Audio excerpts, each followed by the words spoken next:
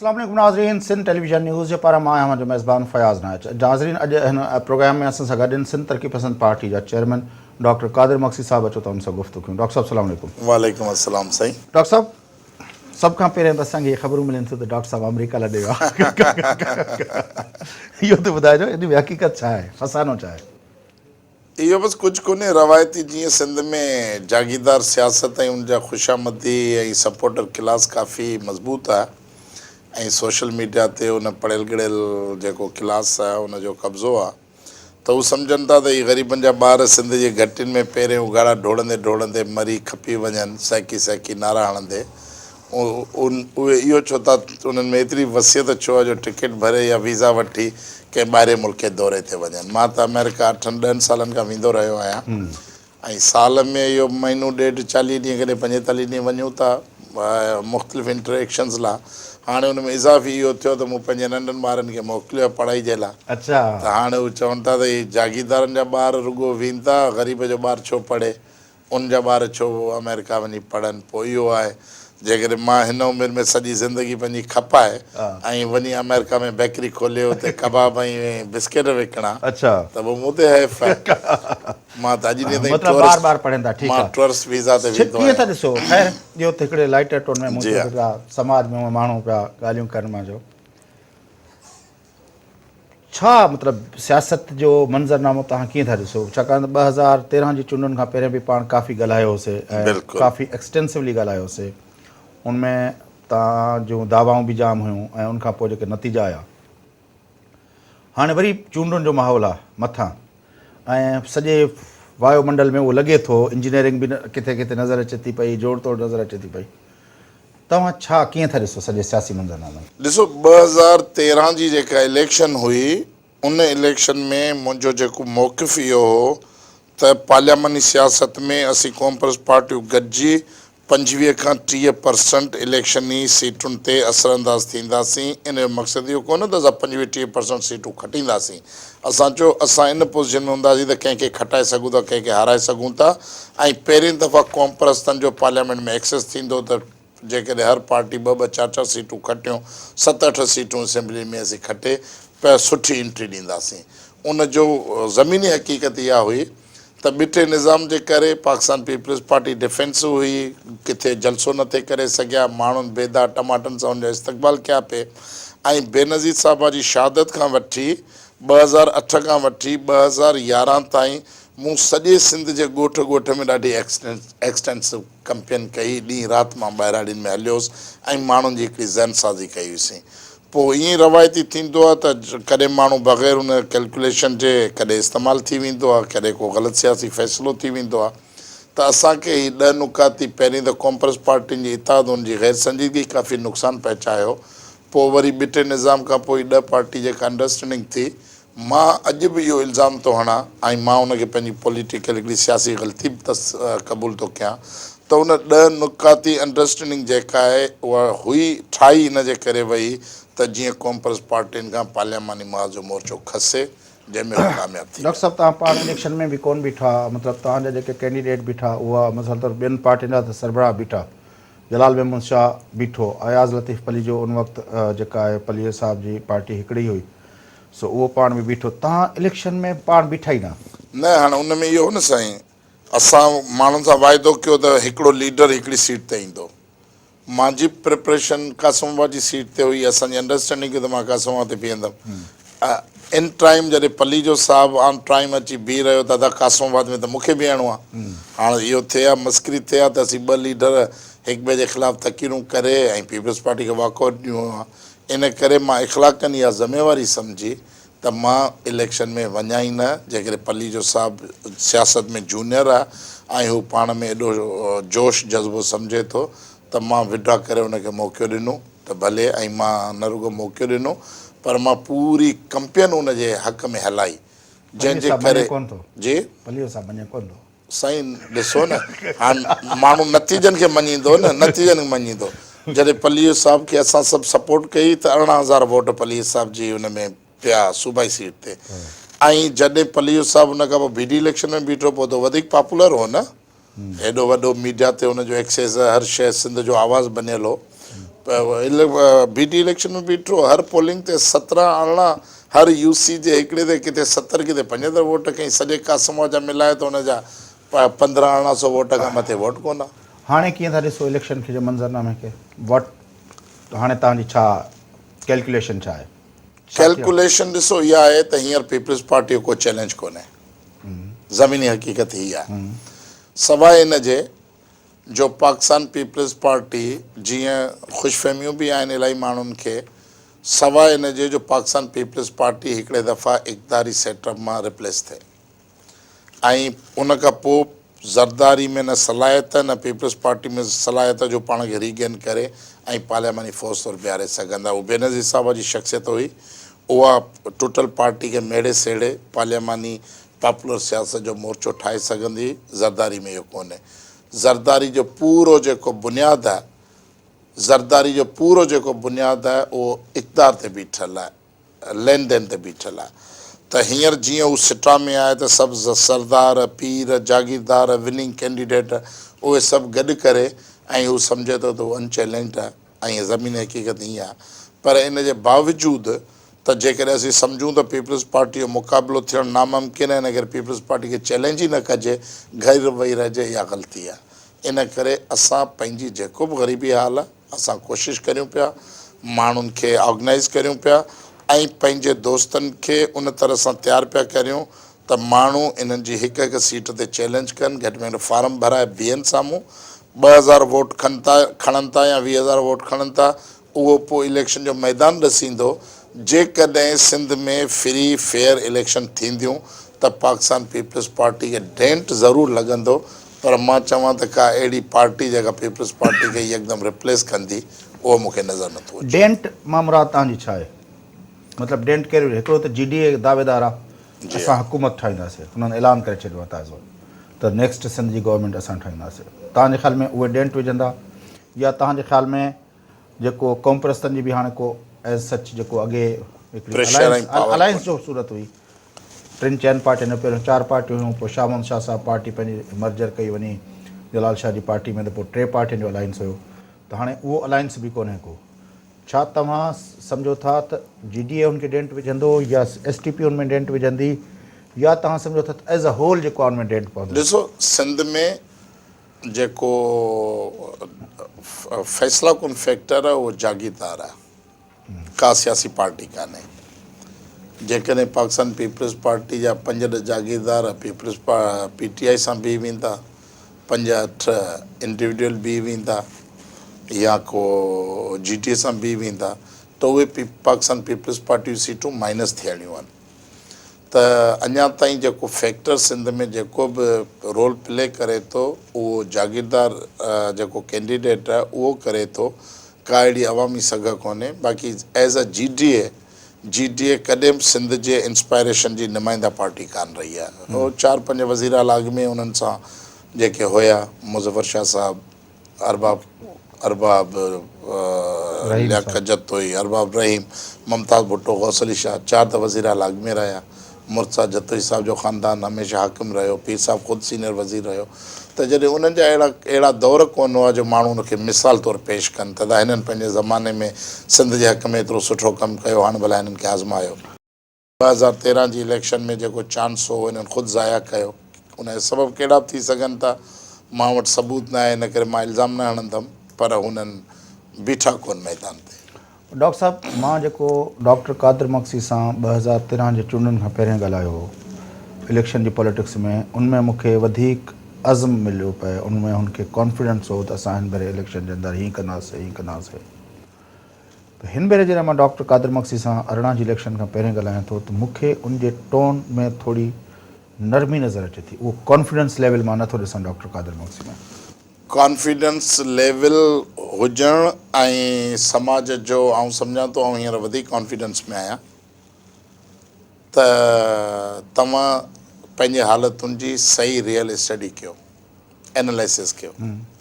अॻ में छो जो तव्हां पाण सम्झो था त मुंहिंजो 2013 जी इलेक्शन जे एनालिसिस करणु वक़्तु हिकिड़ो त असांजो ग्राउंड वर्क जेको मूं चयो मूं 3 साल बेनज़ीर साहिब जी शहादत खां पोइ ॻोठ ॻोठ में कयो, उन खां पोइ ॿिटो निज़ाम हो जेको पीपल्स पार्टी सवालिया बणिजी वई। हींअर पीपल्स पार्टीअ ख़िलाफ़ु करप्शन, लुट फुर, बैड गवर्नेंस, उन खां अलावा ऐं MQM सां इतादु बेनज़ीर साहिब जे ज़माने खां वठी आहिनि, उन सभिनी कमनि में गॾनि, त उनखे शायदि सिंध जा माण्हू एॾो बोन ऑफ कंटेंशन नथा सम्झनि। बाक़ी माण्हुनि जी महिरूमी आहे, बदहाली फलानो आहे, त पीपल्स पार्टी वटि बि जेके हू माहिर वेठा आहिनि कैलकुलेटर खणी ऐं कंप्यूटर ते आङुरियूं हणी त भई असां 20 लख औरतुनि खे बेनज़ीर इनकम सपोर्ट जे नाले सां 20 घरनि खे 3-3 हज़ार 4-4 हज़ार महीने में ॾियूं था, हेतिरनि माण्हुनि खे असां 3-3 5-5 लख रुपया फंड पहुचाया आहिनि, त उन आधार ते कैलकुलेशन कनि पिया त इहो जेको वोट आहे जेको बेनज़ीर इनकम सपोर्ट जे पिन प्रोग्राम सां जुड़ियल आहे उहो त आहे असांजो। ऐं ॿहिराड़ी में जेको वॾेरो पीपल पार्टी जो कारकुन आहे उहो इनखे ईअं ई इस्तेमालु थो करे त बाबा जेकॾहिं तीर ते ठपो तव्हां न हयो त इहे तव्हांजा ऑटोमेटिक पैसा कटिजी वेंदा। त आऊं वधीक जेका रियल शिकिल आहे सिंधी सोसाइटी जी उनखे सम्झां थो, उनजो आऊं इज़हार थो करियां। बाक़ी इहो आहे त जेको असांजे हिसे जो कमु आहे उहो त असां विड्रॉ नथा करियूं। मां चयो असां चैलेंज बणिजंदासीं, पर मसइलनि मां अॼु जेकॾहिं चवां त का बि अहिड़ी आइडियल सीट कोन्हे जंहिंखे मां चवां त हीउ कॉम्प्रेस खटे सघंदो। सिंध तरक़ी पसंद पार्टी हिन चूंडनि में वरी को इलेक्टोरल अलायंस कंदी कॉम्प्रेस सां, GDA सां? ॾिसो GDA खीर जो सड़ियल जेको माण्हू उहो लस्सी फूके फूके पीअंदो आहे, नांग जो ॾंगियल नोड़ी खां डिॼंदो आहे, त असां GDA जो पीर साहब पागारी जी क़यादत में जेको गुज़िरियल 13 जो अलायंस कयोसीं, असां उहो तजुर्बो नाकाम थियो, त इन करे असां वापसि साॻियो कड़ी गोरी खाइण लाइ तयारु न आहियूं। कॉम्प्रेस पार्टियूं अयाज़ साहब हो, उहो सम्झो था त पीर साहब पागार जो हींअर सियासी तर्जुमान आहे, बल्कि GDA जो तर्जुमान आहे। त हाणे सुवालु इहो आहे त जलाल महमूद छा आहे, उन वटि कहिड़ा ऑप्शन्स आहिनि, त जेकॾहिं कॉम्प्रेस पार्टियूं ख़ालिस पंहिंजे नज़रियाती फ़िक्री बुनियादनि ते कोई न क़िस्म जी का गॾियल चुरपुर ऐं गॾियल हितां जी पोज़ीशन ठाहींदा त असां ज़रूरु सोचींदासीं। बाक़ी कंहिं भोतार इताद जो को हिसो थी असीं सम्झूं त असां इलेक्शन में वेंदासीं, घटि में घटि STP उनजो हिसो न हूंदी। छा सम्झो था जेको तव्हां चओ था त सॼी सिंध में माण्हू बीहणु घुरिजनि, माण्हू बीहंदा प्लेटफॉर्म्स था न, हिकिड़ा प्लेटफॉर्म्स आहिनि इहे जेको तव्हां चओ था भोतार का जेके प्लेटफॉर्म आहिनि जंहिंखे तव्हां नालो था ॾियो, या जेको आहे इलेक्टेबल्स जेके आहिनि जेके रिवायती तरह पीपल्स पार्टी जी मुखालफ़त में, या जेको उहो हल्को जेको रहिजी वियो आहे पीपल्स पार्टी में शामिलु थियण खां, उनखां अलावा त बाक़ी वञी इहे 3 पार्टियूं थियूं बचनि,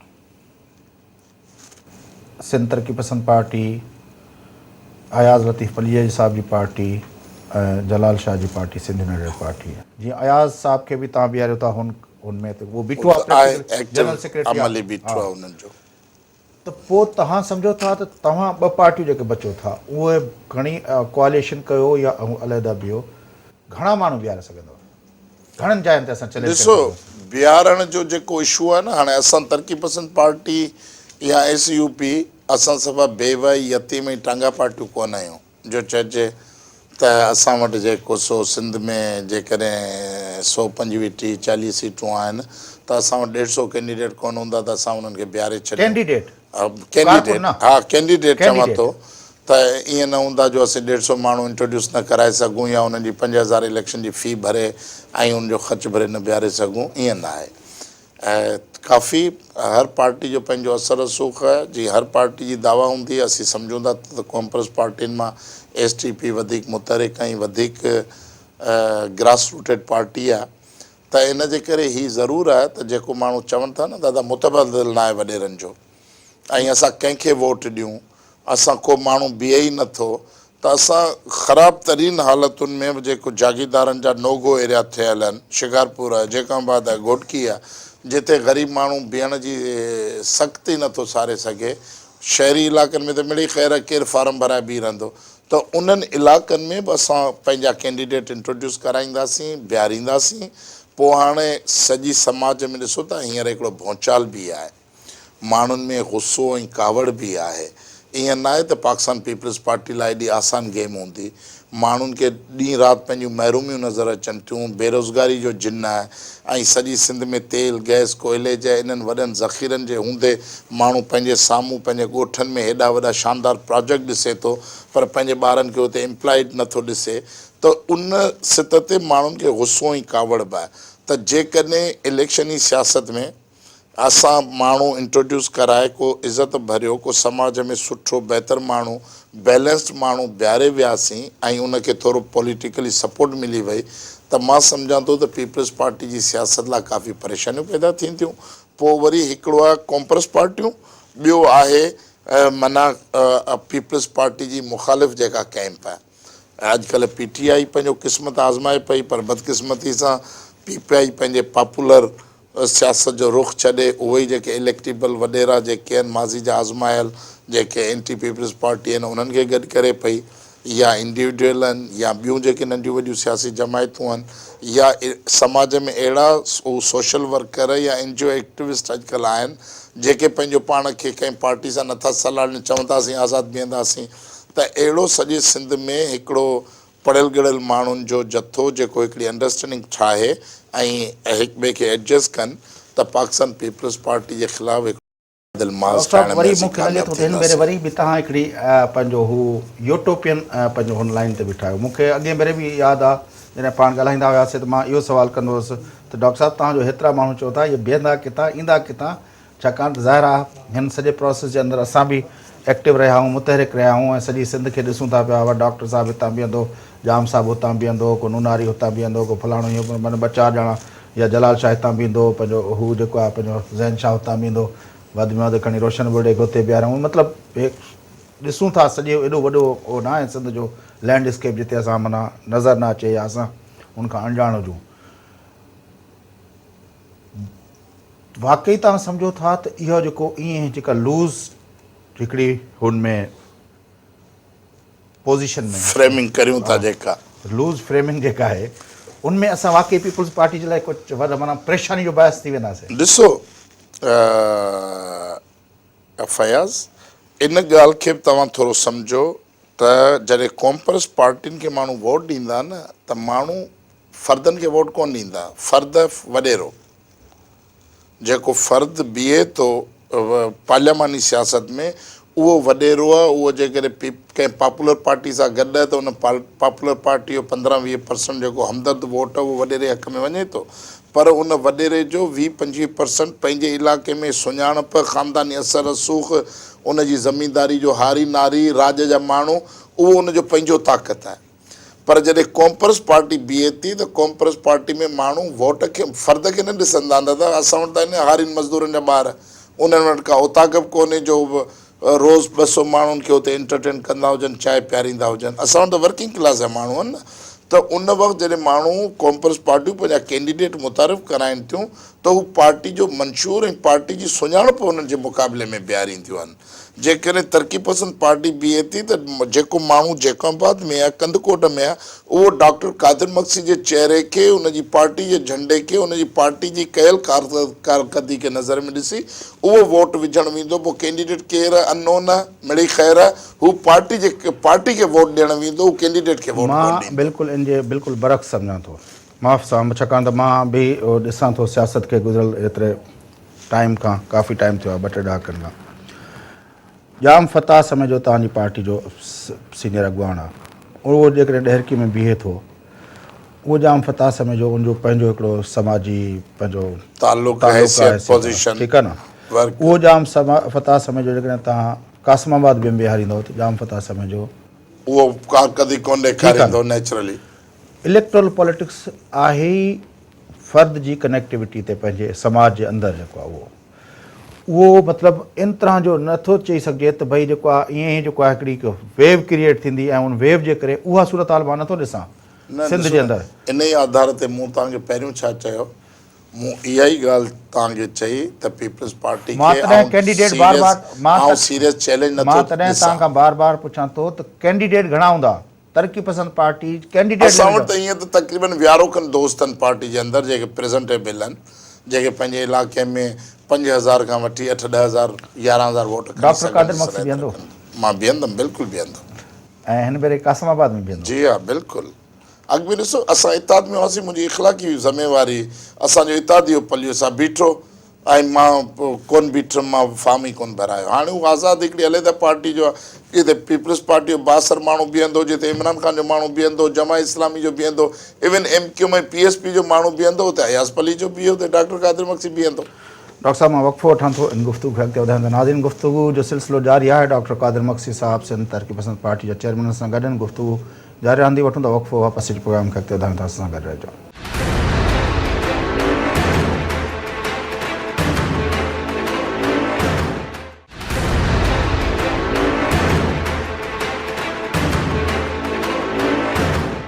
वेलकम बैक नाज़रीन। प्रोग्राम जे सिलसिले खे अॻिते वधायूं। गुफ्तगू हलंदड़ आहे सिंध जे सियासी मंज़रनामे जे हवाले सां। सिंध तरक़ी पसंद पार्टी जा चेयरमैन डॉक्टर कादिर मक्सी साहब असां सां गॾु आहिनि। अचो त गुफ्तगू खे अॻिते वधायूं। जी डॉक्टर साहब, हीअ जेके सिंध जे अंदरि लेटेस्ट डेवलपमेंट्स थियूं आहिनि कराची जे हवाले सां, उनखे तव्हां कीअं था एनालाइज़ कयो? ॾिसो, इलाही शयूं जेके आहिनि उहे हाणे वाज़े थींदियूं पियूं वञनि। इलाही कूड़ियूं कूड़ियूं दावाऊं जेके आहिनि साम्हूं अचनि पियूं, साम्हूं उहे खुली चिटियूं थी वियूं आहिनि। पहिरीं ॻाल्हि त जीअं असां जेको चवंदा रहिया आहियूं त हीउ कराची शहर में जेको इहो हिकिड़ो तमाशो ठाहियो वियो त MQM वर्किंग क्लास जी पार्टी आहे। MQM जो मैंडेट जेको आहे उहो ख़ालिस पॉलिटिकल मैंडेट आहे। इस्लामाबाद ऐं MQM जा हवारी सभु असांजे मथां हिकिड़ी आफ़त करे मड़ींदा त इन हक़ीक़तुनि खे क़बूलु करियो।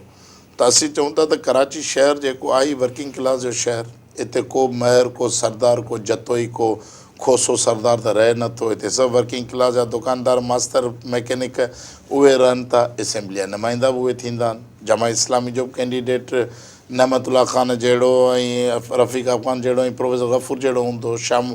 हिन जो बि शाह नूरानी जा बि जहिड़े कैंडिडेट अहिड़ा ई हूंदा। त MQM पंहिंजे मिडिल क्लास माण्हुनि खे सियासत में आंदो।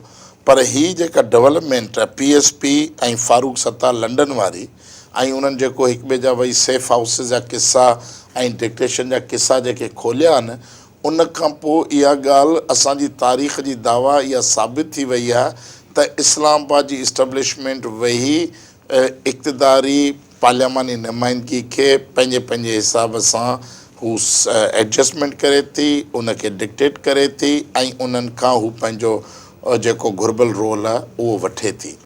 त हाणे सुवालु आहे त कराची जो जॾहिं ऑपरेशन हलियो, तव्हांखे यादि हूंदो त तरक़ी पसंद पार्टी इन ऑपरेशन जी हामी हुई। ज़रब अज़ब जा हामी हुआसीं, रद्दुल फ़साद जा हामी आहियूं, कराची में दहशतगर्दनि जे ख़िलाफ़ु थींदड़ ऑपरेशन जा हामी आहियूं। पर पहिरें ॾींहुं असां इहा कंडीशन लॻाई त ऑपरेशन जेको बि थिए उहो सियासी मसलतुनि खां आज़ादु हुजे।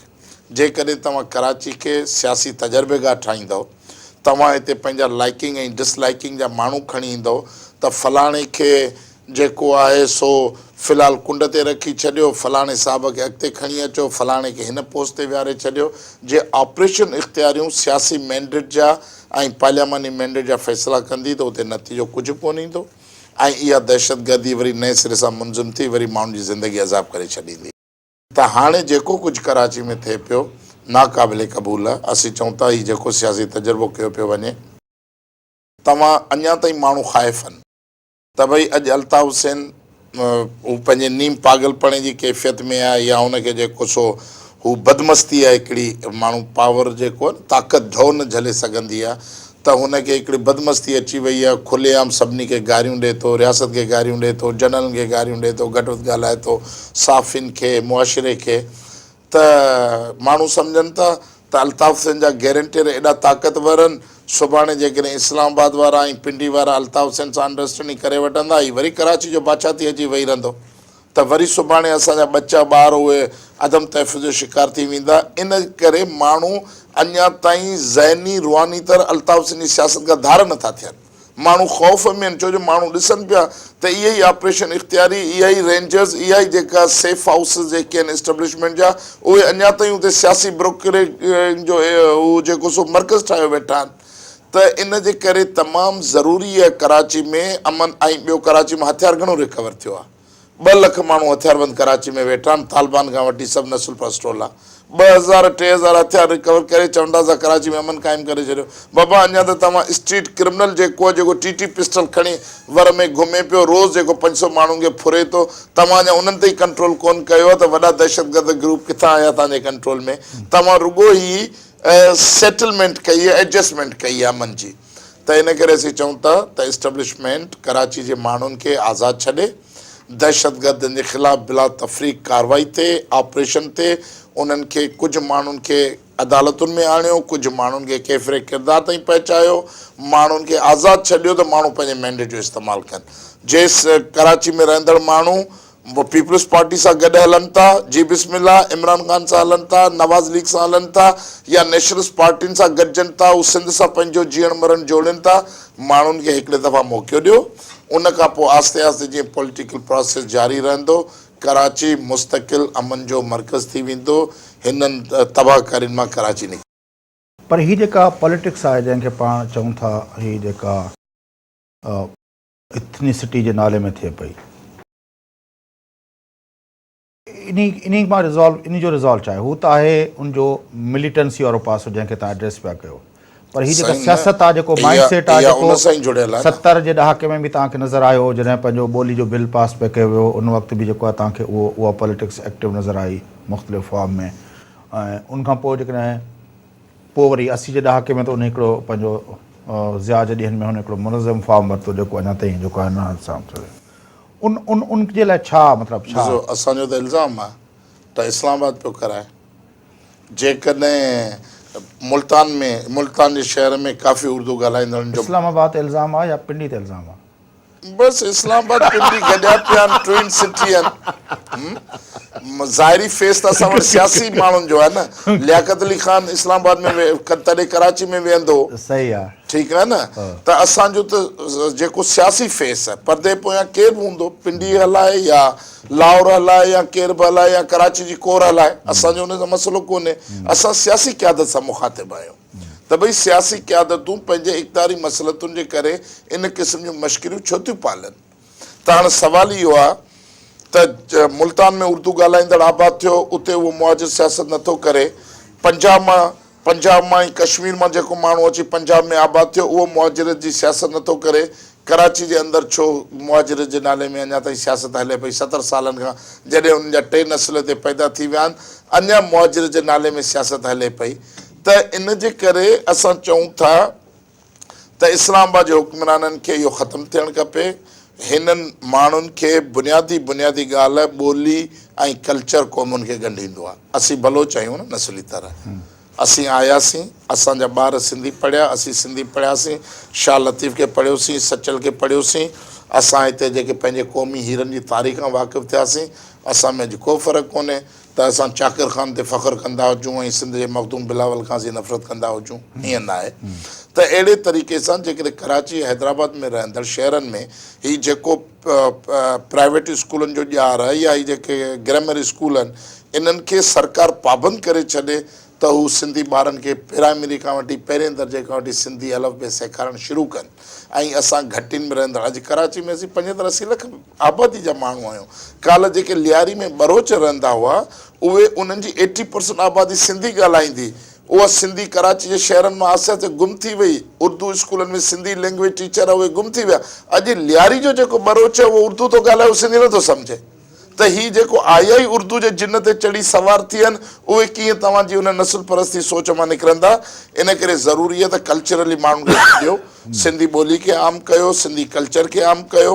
असां त दिली तरह कोशिशि कई, घणियूं पाण जूं सिंधी नियाणियूं उर्दू घरनि में पढ़ण जी वियूं आहिनि। असां घणा सिंधी मर्दनि उर्दू घरनि मां शादियूं कयूं आहिनि। असां त रूहानी दिली तरह गॾिजण जी कोशिशि कई आहे। नफ़रत जी सियासत खे असां सिंधियुनि करे क़बूल न कयो आहे। पर जॾहिं तव्हां इस्लामाबाद या पिंडी तव्हां खणी चओ त मां पिंडी खे बि शामिलु करियां, त उहे ज़रूरु ऐं रियलिटी बि आहे, इहा न आहे त रियलिटी न आहे।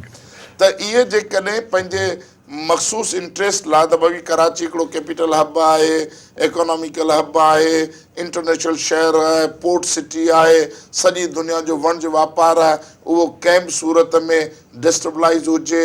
ऐं जीअं माण्हू चवंदो न वॾेरो राज्य जो तदा ही राज पाण में विड़ियल हूंदा त मुंहिंजे ॿई धुरियूं मुंहिंजे पादर जे हेठां हूंदियूं। डॉक्टर साहब, हाणे जनता त ही विड़ंदा रहंदा, असीं बादशाही कंदासीं। ही जेको सिंध जो मंज़रनामो आहे जंहिंजे बारे में पाण ॻाल्हायोसीं पिया, 13 जे इलेक्शन खां पहिरियों बि पाण ॻाल्हायो हुयोसीं ऐं अॼु जॾहिं ॻाल्हायूं था पिया, शहरनि जी सूरत हाल कराची खां वठी घोटकी ॾेरकी उबावड़े खां वठी इहे जेका बाद शिकारपुर ताईं जेके बि नंढा वॾा शहर, उन्हनि जी सूरत हाल इहा थी विया त उनमें शहरी सहूलियतूं बिल्कुलु न आहिनि। गटर उथलिया पिया आहिनि, रोडूं टुटियूं पियूं आहिनि, स्ट्रीट लाइट किथे कोन्हे, को लॉ एंड ऑर्डर किथे कोन्हे। तालीम सिंध जी जेका पब्लिक सेक्टर जो एजुकेशन सिस्टम आहे उहो हर नए ॾींहुं जेको आहे डिटोरेट पियो थिए। ऐं पाणी जे लाइ हाणे शाह बोस्ते साहब जी पिटीशन जेका आहे उन असांखे वाज़े करे ॿुधाए छॾियो आहे, उनमें जेको आहे जस्टिस कलोड़ साहब जे थ्रू उन्हनि जेका विज़िट कई त पाक सिंध जे अंदरि 90% माण्हुनि खे पीअण जो पाणी साफ़ आहे कोन, जेको पीऊं पिया इहो गटरनि जो पाणी ज़हर पिया पियूं। पोइ बि सिंध जे अंदरि जेको उहो जेको रद्देमल पैदा थियणु घुरिजे, उहो जेको सियासतदाननि खे तव्हां जहिड़नि माण्हुनि खे जेको आहे जेको उहो करणु घुरिजे, उन सॼी ॻाल्हि ते उहो माण्हू छो नथो जुड़े उन मक़सद सां? छा सबबु आहे? माना हर नए ॾींहुं मिसाल तौरु मां जीअं चयो त 13 जी भेट में अॼु तव्हां घटि दावेदार थिया बीठा आहियो, 13 में तव्हां वधीक दावेदारी पिया कई, हालांकि उन शहरनि जी हालति वधीक ख़राबु थी आहे, हालांकि तालीमी इदारनि जी हालति वधीक ख़राबु थी आहे, 70 लख ॿार स्कूलनि खां ॿाहिरि वेठा आहिनि सिंध जा। पोइ तंहिं हूंदे बि तव्हां जहिड़ा सियासतदान जेके माना इन सॼी इन ॻाल्हि था कयो, तव्हांजी दावेदारी बि कमज़ोर छो पई थींदी वञे? मूंखे ईअं छो थिए त डॉक्टर कादिर मक्सी 13 जी भेट में अॼु वधीक कॉन्फिडेंट हुजे हा, छाकाणि त हीअ सूरत हाल ख़राबु थी आहे, शयूं उनजो बिल्कुलु उलट छो आहिनि? ॾिसो, तरक़ी पसंद पार्टी डॉक्टर कादिर मक्सी असां ग्राउंड रियलिटीज़ खे वधीक मां तव्हांजी सॼी सियासत खे मां तव्हां सां जॾहिं सुवाल कयो आहे सॼी सियासत जी ॻाल्हि कयां थो। मां पंहिंजी ॻाल्हि कंदुमि। असां ग्राउंड रियलिटीज़ खे ऐं साइंटिफिक अप्रोच खे वधीक ज़ोर ॾींदा आहियूं। असां अक़ीदे परस्ती ते यकीन रखंदा आहियूं। असां 2000 माण्हुनि जो जलसो करे 20 लख माण्हुनि जो जलसो पेश करे ऐं माण्हुनि जी सनाख्वानी ऐं ॾाढो वाह वाह वाह वाह जा तलबगार न आहियूं। इन करे पाकिस्तान पीपल्स पार्टी वसतरीन हाकमियत जो हिकिड़ो उञाण आहे जेको सिंध में मिलियल आहे। अॼु ही सभु माण्हू घणा वॾा वॾा सिंध खे निजात ॾियारींदड़ चैंपियन आया आहिनि। मां GSN जी ओरिजिन जो माण्हू आहियां जेको पार्लियामानी सियासत ख़िलाफ़ु हुआ, न कंदड़ हुआ। मां 1994 में जेल मां आज़ादु थियण खां पोइ इहो जेको कचो फिको ढांचो अची मूं सिंध जी सियासत में पेश कयो त असां सिंध जे माण्हुनि जी निजात तॾहिं मुमकिन आहे, असांजी आज़ादी तॾहिं मुमकिन आहे, असांजी ख़ुशहाली तॾहिं मुमकिन आहे जॾहिं असां जागीरदार सियासत खे पार्लियामानी सियासत खां कढी फिटो कंदासीं। 1994 खां वठी मां इहा ॻाल्हि मौक़िफ़ पेश कयो आहे ऐं उन ते कारबंद आहियूं। 97 जी मां इलेक्शन में बि हिसो वरितो ऐं उन खां पोइ मुसलसिल असां कोशिशुनि में आहियूं। सवाल Sindhi society as a whole passive society आहे ऐं अर्बन सोसाइटी कान्हे। शहरनि में असां आहियूं, असीं मोब जी कैफ़ियत में आहियूं। मोब जीअं हिकिड़ो माण्हुनि जो बसि ईअं सिंधी सोसाइटी पैसिव सोसाइटी आहे? पैसिव आहे न साईं। डॉक्टर साहब, तव्हांखे ख़बर आहे सिंधी सोसाइटी जे बारे में? तव्हां जहिड़ो माण्हू ईअं पियो हा हा यस पैसिव। मूंखे यादि आहे जॾहिं तव्हां जेको हाणे तव्हां शहीदनि जो ॾिहाड़ो मल्हाइण पिया वियो, उन ॾींहुं तव्हांजी रैली जेका हुई ऐं कलाक सवाल आहे जेको आहे तव्हांजे वेयर अबाउट्स जी ख़बर न पए पई त सिंध जे केतिरनि शहरनि में फायरिंग शुरू थी वई, यादि आहे तव्हांखे? फायरिंग बि थी थी, हूंदी, शहर बंदि थी विया, ठीकु आहे न? थी विया, सही आहे। बेनज़ीर जो जॾहिं शहादत थी त सिंधी सोसाइटी बिल्कुलु हीअं माना इहो कोन हो त को पीपल्स पार्टी वारा या हो, सिंधी सोसाइटी जे घर घर में जेको आहे इहो बशीर कुरैशी जी ख़बर आई हुनजे डेथ जी त उहो सॼी सिंधी सोसाइटी उनखे कीअं उनखे ॾिठो। हीअ जेको धरणे जेको बल्दियाती निज़ाम जो पीपल्स पार्टी फ़ैसिलो कयो त उहो जेको जंहिंखे पाण बिटो बल्दियाती निज़ाम चऊं था, उन वक़्तु सिंधी सोसाइटी कीअं रद्दमल कयो। मतिलबु मां त ॾिसां थो MRD में तव्हांखे सिंधी सोसाइटी किथे बीठल नज़र आई? मूंखे त ईअं लॻे थो त सिंधी सोसाइटी हिकिड़ी रिस्पॉन्स कंदड़ सोसाइटी आहे जेका मिसाल तौरु डॉक्टर कादिर मक्सी खे बि उन पंहिंजो हिकिड़े जेको तव्हां चओ था त हिकिड़ो ग़रीब जो ॿारु असां आहियूं त उनखां असांखे नथा सहनि, त उनखे बि लीडर जी सूरत में हुन क़बूल करे वरितो। बशीर ख़ान कुरैशी खे बि उन लीडर जी सूरत में उन्हनि जेका जदोजहद हुई, उहो जेको कोशिशूं हुयूं, उन्हनि खे रिस्पॉन्स कंदड़ सोसाइटी। मां त बिल्कुलु बरक्स ॾिसां थो, हीउ पूरो तारीख़ आहे मुंहिंजे साम्हूं। ठीकु आहे। ॾिसो, रेज़िस्टेंस ॿिनि क़िस्म जा हूंदा आहिनि। हिकिड़ो एक्टिव एग्रेसिव रेज़िस्टेंस हूंदो आहे त तव्हां नंढी वॾी इशू ते बंदूकूं खणो, रद्द अमल करियो, रिएक्शन ॾियो, उहो मार्शल रेसिस जेके हूंदियूं आहिनि उहे कंदियूं आहिनि। ॿियो हूंदो आहे पैसिव रेज़िस्टेंस, त तव्हां कूड़ खे क़बूल नथो कयो, जबर खे क़बूल नथा कयो, तव्हां ख़ामोशी सां पंहिंजी अवामी ताक़त जो पूरो इज़हार करे तव्हां रोड ते अची बीह था रहो, तव्हां माना अदम तशद्दुद वारे रेज़िस्टेंस ॾियो था पंहिंजे समूरे हक़ जे माना पासे। त इन करे मां चवां थो असां मार्शल रेस न आहियूं, नंबर 1। ऐं सिंध में जंहिं वक़्त में मज़ामती ऐं रेज़िस्टेंस क़िस्म जा जेके नंढा वॾा मिसाल पैदा थिया आहिनि, उन जो धारियुनि जे ख़िलाफ़ु त उहो पंहिंजो पूरो रोल थियो आहे, पर उनखे क़बूल न करणु, उनखे डिस्करेज करण में वधीक खां वधीक Sindhi society active role play कयो आहे। मां पंहिंजो मिसाल थो ॾियां त जॾहिं असां MQM जी दहशतगर्दी ख़िलाफ़ु फिज़िकली अमली मज़ामत में हुआसीं त असां पंहिंजो स्ट्रगल जो जेको फेज़ चेंज इन जे करे कयो जो सिंध जी मेजॉरिटी उन रेज़िस्टेंस खे क़बूल करण लाइ तयारु कोन हुई। त इन जे करे आउं चवां थो Sindhi society as a whole majority खे वठो। तव्हां जिथे किथे गांधी जी मूवमेंट में सुभाष चंद्र बोस जहिड़ा माण्हू पैदा थींदा आहिनि, सिंध जे अंदरि 5-4 किरदार पैदा थींदा, 5 करोड़ इंसाननि में 500 हींअर बि 300 सेलनि में नौजवान शहीद थियनि पिया, उन जा लाश अचनि पिया। ईअं न आहे त 100% माण्हू उनजो इंडिकेटर खणे त 100% माण्हू ईअं हूंदा एज़ अ होल।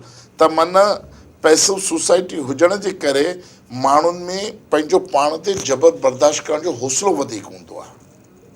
माण्हू जेतिरो थ्रेश होल्ड हूंदो आहे न, चवंदा पिया त प्रोग्राम जो टाइम पूरो थियो आहे, तॾहिं मां चवां थो तव्हांजी ॻाल्हि पूरी थिए। थ्रेश होल्ड हूंदो आहे त रबड़ छिकियो हिकिड़ी जॻह ते ईंदो, पोइ आख़िर टुटी पवंदो आहे।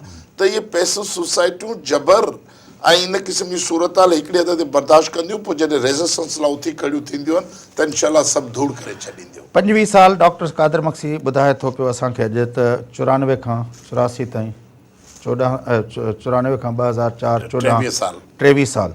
इमरान ख़ान चए थो त 21 सालनि जी महिनत खां पोइ मां अॼु उहो ॿिए नंबर जी पाकिस्तान जी वॾी पार्टी थी वई आहे। पर डॉक्टर कादिर मक्सी 23 सालनि जी इलेक्टोरल पॉलिटिक्स जो हिसो बणिजण जी स्ट्रगल जे बावजूदि बि सिंध जे अंदरि अञा ताईं उहो डेड न विझी सघियो। ॾिसो, मां स्टेटस को क़बूल कयां, मां वज़ीर आला हाउस में वेठो हूंदमि ऐं उहो डॉक्टर कादिर मक्सी वज़ीर आला इमरान ख़ान खे स्टेटस को खां बुछड़ो थींदो। यस, ही स्टेटस को जो हिसो आहे। जहांगीर तरीनी मुशरफ जी सॼी A ऐं B टीम इमरान ख़ान जे अॻियां पोयां वेठी। बिल्कुलु। अच्छा डॉक्टर साहब, प्रोग्राम जो वक़्तु पूरो थिए थो, मुंहिंजे ख़्याल में त तव्हां जेको आहे तव्हांजी वॾी महिरबानी। साईं, हाणे हिन में गुज़ारिश ई आहे त ही 26 नवंबर ते फारूक सत्तार जेका ही मुहाजिर सूबे जी या शहरी सूबे जी घुर कई आहे, असां हर साल नवंबर जे आख़िरी आचर ते योम शोधा मल्हाईंदा आहियूं। पर हिन साल योम शोधा जी अहमियत इन जे करे आहे जो हिन MQM जे छाड़तनि खे ऐं सिंध दुश्मन नस्ल परस्त क़ुवतुनि खे पैगाम ॾियण लाइ असां जिन्ना जी मज़ार ते गॾु थी सॼी सिंध जो हिकिड़ो गॾियल मौक़िफ़ तौरु उनखे जवाबु ॾियणु चाहियूं था त सिंध जो बचो वतन जे इंच जी हिफ़ाज़त कंदो ऐं ही तव्हां इन क़िस्म जी नस्ल परस्ती जे ख़्वाबनि ते हथु खणो। सो आउं सॼी सिंधी माण्हुनि खे अपील कंदुमि त 26 नवंबर ते जिन्ना जे मज़ार ते। तव्हांजी वॾी महिरबानी डॉक्टर साहब, तव्हां असांखे जॉइन कयो। नाज़रीन, प्रोग्राम जो वक़्तु पूरो थिए थो। पंहिंजे मेज़बान फयाज़ नाश खे इजाज़त सदाई गॾु।